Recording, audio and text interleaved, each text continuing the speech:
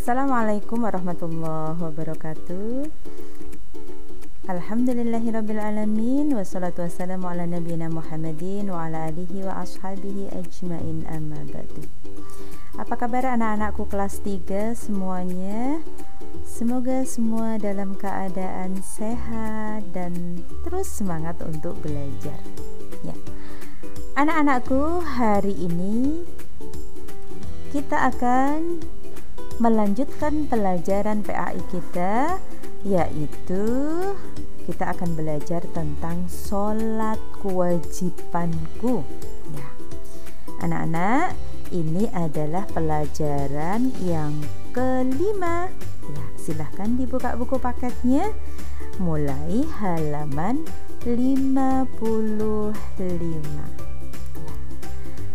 Baik, kita lanjutkan ya. Kita mulai dari hukum melaksanakan sholat ya. Anak-anak, melaksanakan sholat itu hukumnya wajib ya. Insya Allah kita sudah biasa ya, dan semua sudah bisa melaksanakan sholat. Wajib itu artinya harus dilaksanakan ya. Kalau definisinya, wajib itu jika dilaksanakan mendapat pahala, jika ditinggalkan mendapat dosa ya. Baik, kita lanjutkan. Berikutnya adalah pengertian sholat. Apa pengertian sholat? Sholat yaitu serangkaian ucapan dan gerakan tertentu yang dimulai dengan takbir dan diakhiri dengan salam ya. Insya Allah paham ya, karena sudah biasa kita laksanakan sehari-hari ya. Sholat kita adalah serangkaian ucapan dan gerakan tertentu yang dimulai dengan takbir dan diakhiri dengan salam. Selanjutnya, apa dong tujuan sholat itu? Ya, tujuan sholat itu untuk beribadah kepada Allah. Ya, karena kita ini diciptakan oleh Allah, itu adalah untuk beribadah kepadanya. Sebagaimana dijelaskan oleh Allah di dalam Quran surat Adz-Dzariyat ayat yang ke-56. A'udzu billahi minasy syaithanir rajim. Bismillahirrahmanirrahim. Wa ma khalaqtul jinna wal insa illa liya'budun. Shadaqallahul adzim. Artinya, aku tidak menciptakan jin dan manusia melainkan agar mereka beribadah ya. Jadi anak-anak, Allah menciptakan kita, ini adalah tujuannya untuk beribadah. Bagaimana cara ibadah kita kepada Allah ya? Ibadah yang paling utama itu adalah dengan melaksanakan sholat 5 waktu ya. Sehingga tujuan dari sholat yang kita lakukan itu untuk beribadah kepada Allah. Masya Allah, anak-anak, sholat itu banyak sekali kebaikan-kebaikan ya, atau hikmah yang akan kita dapatkan dengan kita melaksanakan sholat ya. Jadi Masya Allah, semua perintah Allah ya, termasuk sholat, itu pasti ya akan memberikan kebaikan yang banyak kepada kita ya.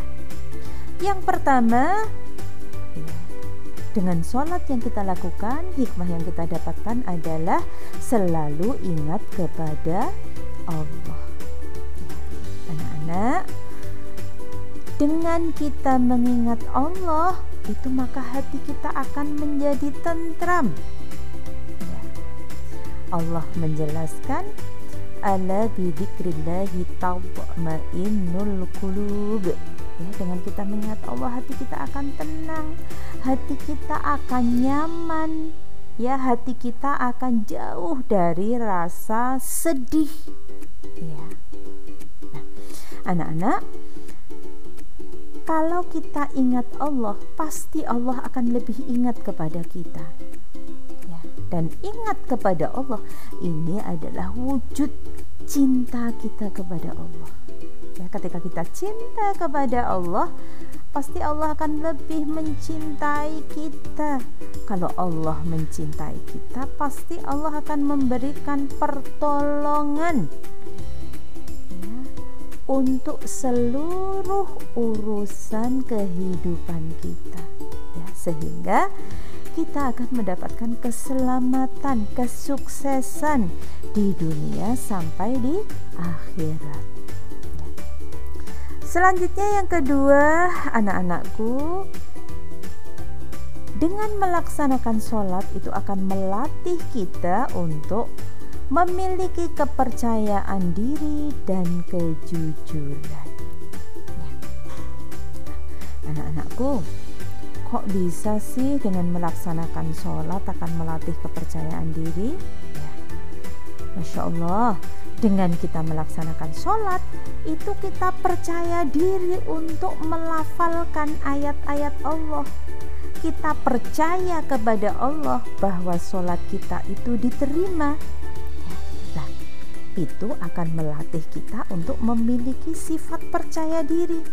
Dan pada pelajaran sebelumnya sudah kita pelajari, ya, sifat percaya diri ini penting, ya, untuk kita bisa sukses, ya, di dalam kehidupan kita, di dalam meraih cita-cita, ya. Kepercayaan diri ini penting, ya, untuk kita bisa memiliki amal yang banyak sehingga kita sukses di dunia sampai di akhirat. Sholat juga melatih kita untuk memiliki sifat yang jujur. Ya. Kalau kita sholat, ya, itu kan yang tahu hanya kita sama Allah, ya. Rakaatnya berapa, sudah wudhu atau belum, badan dan tempatnya yang dipakai untuk sholat bersih atau tidak, ya. Dan pasti sebagai anak yang jujur kepada Allah, kita melaksanakan, ya, sholat itu dengan sebaik-baiknya, ya. Kita juga wudhu dengan baik, ya, badan kita bersih dan suci, tempat yang kita pakai juga bersih dan suci, begitu, ya. Bacaannya kita baca dengan baik, ya. Nah, kalau kita sudah terbiasa jujur kepada Allah, ya, maka itu melatih kita untuk punya sifat jujur, ya, di dalam kehidupan sehari-hari. Yang ketiga, anak-anak, hikmah sholat itu menghindarkan diri dari perbuatan maksiat. Ya, anak-anak, dengan kita sholat kita akan senantiasa ingat Allah. Ya, kita yakin bahwa Allah tuh melihat kita dimanapun kita berada. Sehingga dengan seperti itu, maka kita tidak akan berani untuk melakukan maksiat atau perbuatan yang tidak baik. Karena perbuatan yang tidak baik itu tidak disukai oleh Allah SWT. Bahkan kita akan mendapat dosa. Na'udzubillah min dzalik. Sehingga dengan kita melaksanakan sholat 5 waktu, senantiasa ingat Allah, itu akan menjadikan kita dapat menghindarkan diri dari perbuatan maksiat. Selanjutnya yang keempat, hikmah sholat yaitu melatih diri menjaga kebersihan dan kesucian. Masya Allah, luar biasa, ya. Kita sebagai seorang muslim itu minimal 5 kali sehari kita melaksanakan wudhu, mencuci tangan, mencuci anggota wudhu, begitu. Ketika kita sholat, badan kita juga bersih, tempatnya juga bersih, gitu. Dan ternyata memang kebersihan dan kesucian itu sesuatu yang sangat penting, ya, untuk kehidupan kita, untuk kita tetap sehat, ya. Dan terbukti ya anak-anak ya, sekarang ya Allah menguji kita dengan adanya virus corona. Yang salah satu yang harus kita lakukan agar kita ya tidak kemasukan virus corona itu yaitu dengan sering mencuci tangan, menjaga kebersihan dan kesucian. Dan itu sudah biasa kita laksanakan ya sebagai orang muslim.